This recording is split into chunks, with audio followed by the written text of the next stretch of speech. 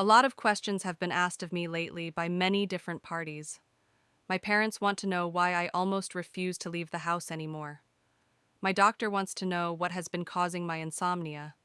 The police want to know my whereabouts and actions on the night of the 20th. However, the hardest questions to answer are the questions my friends' parents keep asking. They ask in different ways, but it always amounts to the same thing. Where is my child? That question is difficult not because I don't know the answer, but because I do. I could tell them almost exactly where they can find their children, but the problem is they won't believe a word of it. Even if they did, the stark truth of it all would destroy them. It is better to have a fraction of hope than to know the horrors of reality. Then why am I writing this?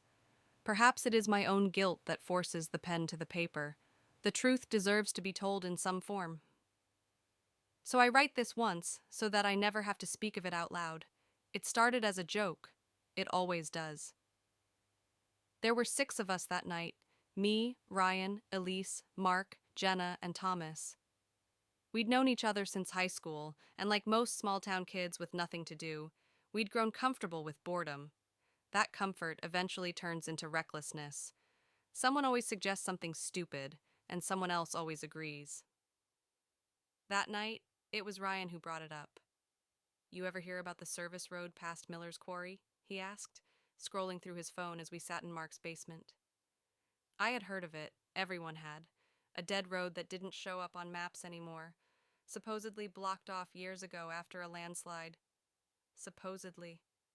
Ryan smiled in that way he always did when he knew he had our attention. "People say if you drive all the way down it after midnight, you don't come back the same." We laughed, of course.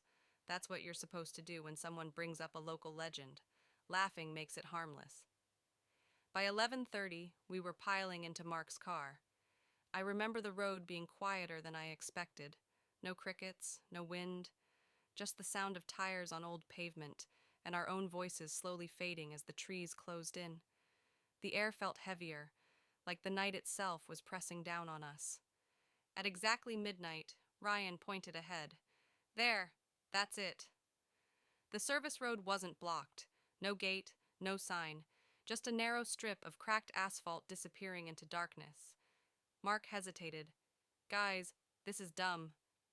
None of us wanted to be the one to agree. So we didn't. As soon as we turned onto the road, my phone lost signal. Jenna noticed hers did too. The headlights felt weak, barely pushing the darkness back. The trees leaned inward, branches tangled like fingers. We drove for maybe 10 minutes when Elise spoke up. "Did anyone else feel that?" "What?" I asked. "Like we just passed the same tree twice." We hadn't turned around. We hadn't even slowed down.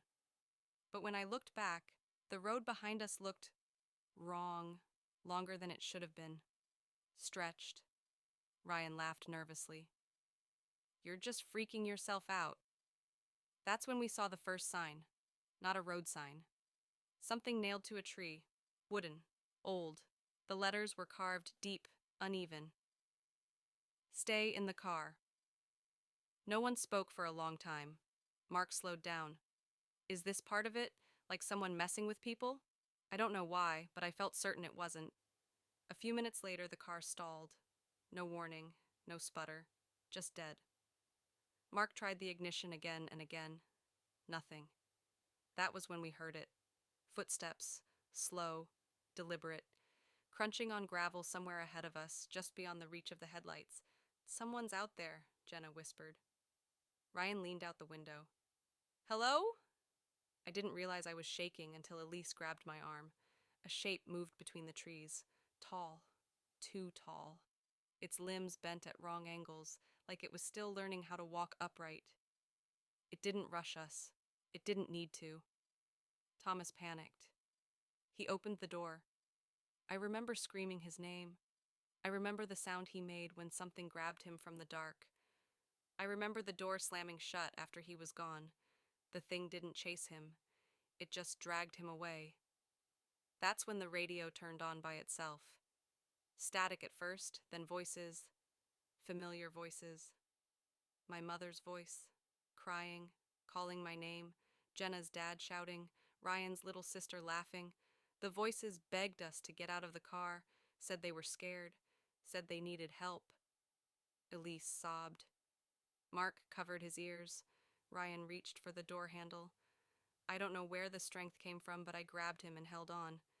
They're lying, I said. Whatever that is, it's lying. The thing stepped into the light then. I won't describe it, not fully. Some things lose power when you give them shape, but this is the opposite. Just know that it was wearing pieces of people, faces that didn't fit right, smiles stretched too wide,